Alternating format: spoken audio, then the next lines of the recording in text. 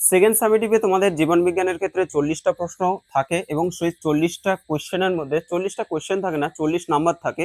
এবার 40 নাম্বারের মধ্যে আমি যেটা আলোচনা করছি সেটা হচ্ছে 15 নাম্বারের শর্ট কোয়েশ্চেন। ঠিক আছে, তোমাদের অলরেডি একটা ক্লাস করিয়েছি, আজকে সেকেন্ড ক্লাসটা করাচ্ছি।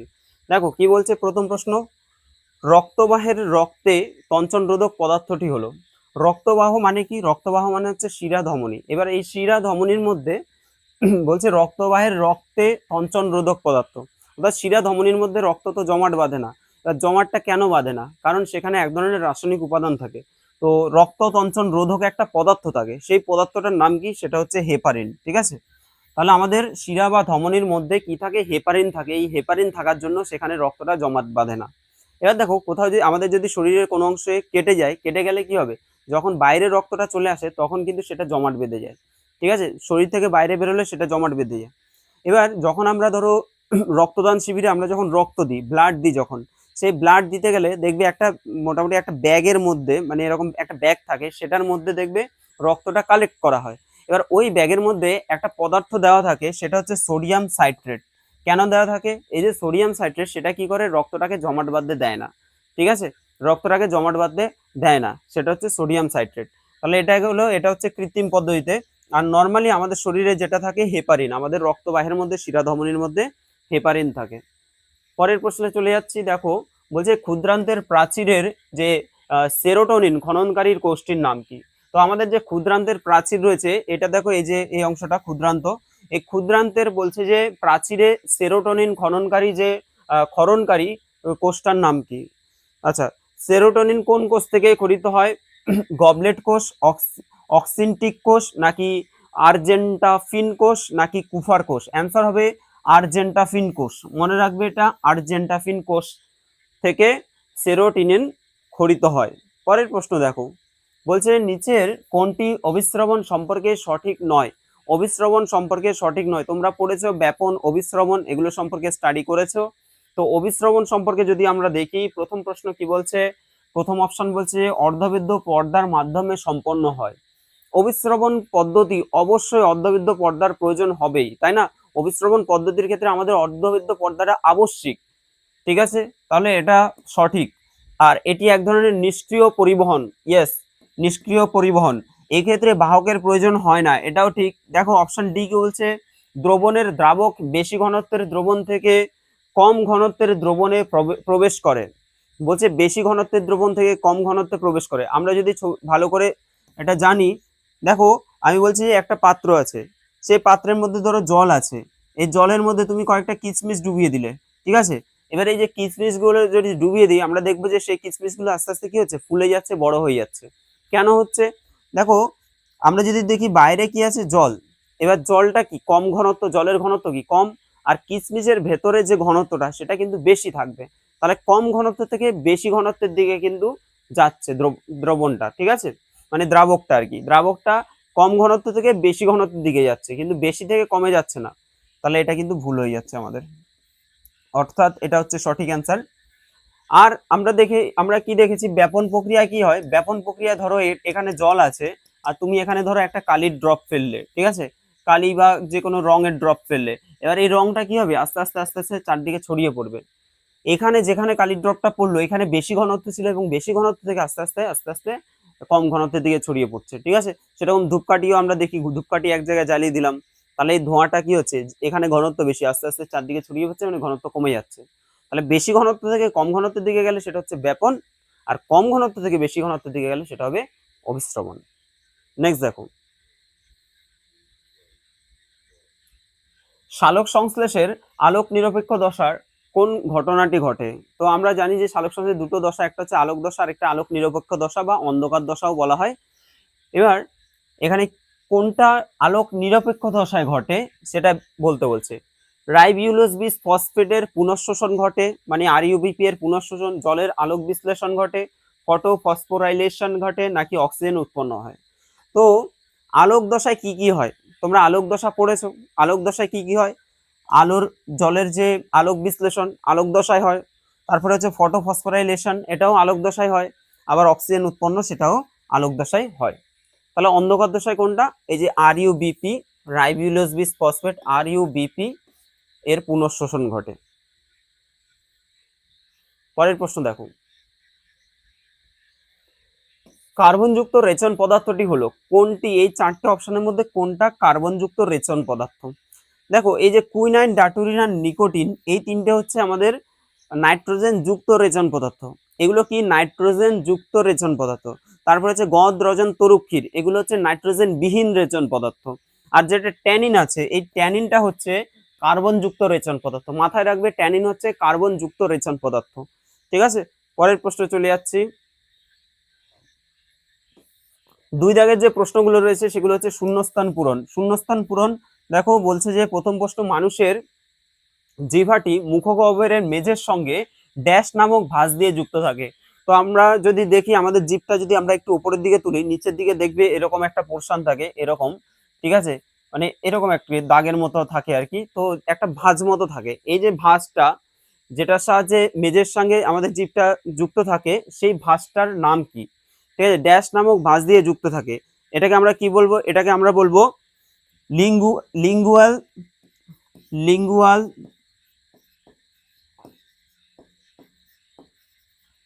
ফ্রেনুলাম। ফ্রেনুলাম, লিঙ্গুয়াল ফ্রেনুলাম, এটা মাথায় রাখবে। তাহলে আমাদের বলছে মানুষের জিহ্বাটি মুখগহ্বরের মেঝের সঙ্গে ড্যাশ নামক ভাঁজ দিয়ে যুক্ত থাকে। তাহলে এই ভাঁজটার নাম কি? ভাঁজটার নাম হচ্ছে লিঙ্গুয়াল ফ্রেনুলাম। ওকে, চলো পরের প্রশ্নে চলে যাচ্ছি। কি বলা হচ্ছে? বিভিন্ন নেফ্রন থেকে আগত কয়েকটি সংগ্রাহী নালিকা পরস্পরের সঙ্গে যুক্ত হয়ে ড্যাশ গঠন করে। আমরা দেখেছি যে নেফ্রনের ক্ষেত্রে, নেফ্রনের যদি গঠনটা দেখো তোমরা, তাহলে কি হয়? নেফ্রনটা দেখবে শেষে গিয়ে একটা সংগ্রাহক নালিকায় যুক্ত হচ্ছে, তাই তো? সংগ্রাহক নালিকা। এবার অজস্র নেফ্রন, আমাদের যে বৃক্ষটা তৈরি হচ্ছে সেটা অজস্র নেফ্রন দিয়ে তৈরি হচ্ছে। এবার এই অজস্র নেফ্রন, সেগুলো সবগুলোর যে সংগ্রাহক নালিকা, অনেকগুলো সংগ্রাহক নালিকা এক জায়গায় যুক্ত হচ্ছে, যুক্ত হয়ে আরেকটা নালীর মধ্যে দিয়ে যাচ্ছে। তাহলে এই যে কতকগুলো বলছে যে সংগ্রাহক নালিকা পরস্পরের সঙ্গে যুক্ত হয়ে যেটা গঠন করে, সেটাকে আমরা কি বলবো? সেটাকে আমরা বলবো বেলিনির নালী। বেলিনির নালী বলবো। ঠিক আছে, মাথায় রাখবে, এটা অ্যান্সার হয়ে যাবে বেলিনির নালী। পরের প্রশ্ন দেখো, কোশ্চেন নাম্বার 3, ড্যাশ অণু পিজিএএলডি, পিজিএএলডি এর ফুল ফর্ম কি? ফসফোগ্লিসারালডিহাইড, তাই তো? ফসফোগ্লিসারালডিহাইড থেকে 6 অণু আরইউবিপি, মানে হচ্ছে রাইবোলোজ বিস ফসফেট, উৎপন্ন হয়। তাহলে কত অণু পিজিএএলডি থেকে 6 অণু আরইউবিপি উৎপন্ন হয়? এটা হবে 10 অণু। 10 অণু। চলো পরের প্রশ্ন। এবার চলে আসি সত্য মিথ্যা। সত্য মিথ্যা কি বলছে? আরশোলার হৃৎপিণ্ডে কটি প্রকোষ্ঠ থাকে? আরশোলার হৃৎপিণ্ডে কটি প্রকোষ্ঠ, মানে 10টা প্রকোষ্ঠ থাকে, দেওয়া আছে। সত্য না মিথ্যা বলো? এটা হয়ে যাবে মিথ্যা। কারণ কি? আরশোলার হৃৎপিণ্ডে টোটাল কতগুলো প্রকোষ্ঠ থাকে? 13টি প্রকোষ্ঠ থাকে। পরের প্রশ্ন দেখো, স্বর্ণলতা। স্বর্ণলতা একটি পূর্ণ পরজীবী উদ্ভিদ। স্বর্ণলতা বলছে যে একটা পূর্ণ পরজীবী উদ্ভিদ। আচ্ছা, এটা ঠিক না ভুল? একদমই ঠিক। স্বর্ণলতা হচ্ছে পূর্ণ পরজীবী উদ্ভিদ। তাহলে এটা হচ্ছে সত্য, তাই তো? স্বর্ণলতা পুরোপুরি অন্য উদ্ভিদের ওপরে বসবাস করে এবং সেখান থেকে তারা পুষ্টিরস শোষণ করে। তাহলে পুরোপুরি তারা পূর্ণ পরজীবী। পরের প্রশ্ন দেখো, লেন্টিসেলের মাধ্যমে বাষ্পমোচন ঘটে 10%। লেন্টিসেল আমরা দেখেছি পত্ররন্ধ্র, পত্ররন্ধ্র বা স্টোমাটা, তার মাধ্যমে আমাদের বাষ্পমোচন ঘটে, এবং লেন্টিসেলের মাধ্যমে কিন্তু বাষ্পমোচন ঘটে। কিন্তু সেটা কতটা ঘটে? সেটা হচ্ছে 0.1%। 0.1% হয়। ঠিক আছে, 10% হয় না, এটা ভুল, এটা হচ্ছে মিথ্যা। তাহলে এটা হয়ে যাবে মিথ্যা। তাহলে লেন্টিসেলের মাধ্যমে বাষ্পমোচন ঘটে কতটুকু? 0.1%। পরের প্রশ্ন চলে যাচ্ছে। এবার বলছে যে একটি বাক্যে উত্তর দাও। একটি বাক্যে উত্তর দাও, জাঙ্গল উদ্ভিদের বাষ্পমোচন রোধের জন্য কিভাবে অভিযোজিত হয়? জাঙ্গল উদ্ভিদ, জাঙ্গল উদ্ভিদ কোনগুলোকে বলি? মরুভূমির যে সমস্ত উদ্ভিদগুলো আছে সেগুলোকে আমরা বলি জাঙ্গল উদ্ভিদ। সেই জাঙ্গল উদ্ভিদগুলো বাষ্পমোচন রোধের জন্য কিভাবে অভিযোজিত হয়? কিভাবে অভিযোজিত হয় বলো? এদের কি হয়? এদের পাতা, এদের পাতাগুলো কিসে রূপান্তরিত হয়েছে? পাতা কাঁটায় রূপান্তরিত হয়, কাঁটায় রূপান্তরিত হয়। ঠিক আছে, চলো পরের প্রশ্ন চলে যাচ্ছি। বলছে যে ক্লোরোফিল অণুর কেন্দ্রীয় ধাতু হিসেবে কোন খনিজ মৌল থাকে? ক্লোরোফিল অণুর কেন্দ্রীয় ধাতু হিসাবে কোন খনিজ মৌল থাকে? কি হবে অ্যান্সার? এটা হয়ে যাবে আমাদের এমজি। এমজি মানে কি? ম্যাগনেসিয়াম। এমজি অর্থাৎ অ্যান্সার হয়ে যাবে ম্যাগনেসিয়াম। ম্যাগনেসিয়াম, ঠিক আছে। তাহলে ক্লোরোফিল অণুর কেন্দ্রীয় ধাতু হিসেবে, ক্লোরোফিল অণুর কেন্দ্রীয় ধাতু হিসেবে কোন খনিজ মৌল থাকে? অ্যান্সার হবে ম্যাগনেসিয়াম। পরের প্রশ্ন দেখো, সবাত শ্বসনে উৎপন্ন শক্তির পরিমাণ কত?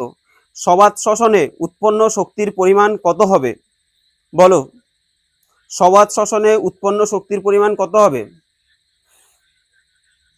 এটা অ্যান্সার হয়ে যাবে 686 কিলো ক্যালোরি। 686 কিলো ক্যালোরি সবাত শ্বসনে উৎপন্ন শক্তির পরিমাণ। সিএসএফ এর সম্পূর্ণ নাম কি? সিএসএফ এটা হচ্ছে সেরিব্রো স্পাইনাল ফ্লুইড, বা বাংলায় লিখতে পারো সেরিব্রো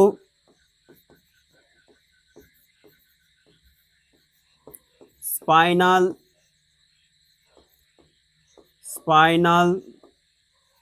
ফ্লুইড। হাতের লেখাটা আরেকটু ভালো করতে হবে নাকি? ঠিক আছে, হয়ে যাবে আস্তে আস্তে, নো টেনশন। এবার দেখো, বাম স্তম্ভ আর হচ্ছে ডান স্তম্ভ মেলানো দিয়েছে, বাম স্তম্ভের সাথে ডান স্তম্ভ মেলানো। তোমরা প্রথমে নিজেরা গেস করো যে কোনটার সাথে কি হবে। ঠিক আছে, তোমরা আগে ভেবে নাও যে কোনটার সাথে কি হবে, ভিডিওটা পজ করে নাও, পজ করে দেখে নাও যে কোনটার সাথে কি হবে, তুমি ঠিক বলছো না ভুল বলছো। প্রথমে দেখো ভিটামিন বি12, ভিটামিন বি12 কি হবে? অপশনগুলো আমরা একটু দেখে নিই। মাইটোকন্ড্রিয়ার অন্তঃপর্দা, এস্টেরোচিয়া কোলি, বায়বীয় মূল, সাইটোপ্লাজম, আর হচ্ছে ইলেকট্রন পরিবহন। তাহলে বি12, ভিটামিন বি12 কি করে? এই যে ইকোলাই ব্যাকটেরিয়া বা এস্টেরোচিওর যে কোলি নামক যে ব্যাকটেরিয়া থাকে, সেই ব্যাকটেরিয়া কিন্তু ভিটামিন বি12 তৈরি করে। আমাদের শরীরে ভিটামিন বি12 উৎপন্ন করে এক ধরনের ব্যাকটেরিয়া, তার নাম হচ্ছে এস্টেরোচিয়া কোলি। এটা কিন্তু আমাদের উপকারী ব্যাকটেরিয়া। এরপর বলছে পরাশ্রয়ী উদ্ভিদ। পরাশ্রয়ী উদ্ভিদ কি হবে? দেখো, যারা পরাশ্রয়ী উদ্ভিদ, পরাশ্রয়ী মানে হচ্ছে পরের উপর আশ্রয় করে বেঁচে থাকছে, পরাশ্রয়ী উদ্ভিদ, তাদের ক্ষেত্রে বায়বীয় মূল দেখা যায়।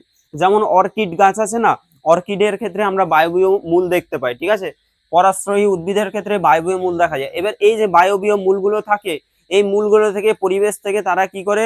তারা কিন্তু বিভিন্ন রকমের খনিজ পদার্থ, মানে বৃষ্টির জলে যে খনিজ পদার্থ সেগুলো, তারপরে ধরো বিভিন্ন জলীয় বাষ্প, সেই জলীয় বাষ্পগুলোকে তারা কিন্তু সংগ্রহ করে। ঠিক আছে, তাহলে পরাশ্রয়ী উদ্ভিদ হবে বায়বীয় মূল। এরপরে আছে প্রান্তীয় শ্বসন। প্রান্তীয় শ্বসন কিসের ক্ষেত্রে দেখা যায়? কোথায় দেখা যায়? এটা হয়ে যাবে মাইটোকন্ড্রিয়ার অন্তঃপর্দায়। মাইটোকন্ড্রিয়ার অন্তঃপর্দায় দেখা যায় প্রান্তীয় শ্বসন। লোহা এবং তামা, লোহা তামা এদের মধ্যে দিয়ে ইলেকট্রন পরিবহন হয়, তাই তো? ধাতব জিনিসের উপর দিয়ে আমরা জানি যে ইলেকট্রন পরিবহন ঘটে। ওকে, আচ্ছা, এই ছিল তোমাদের প্রশ্ন।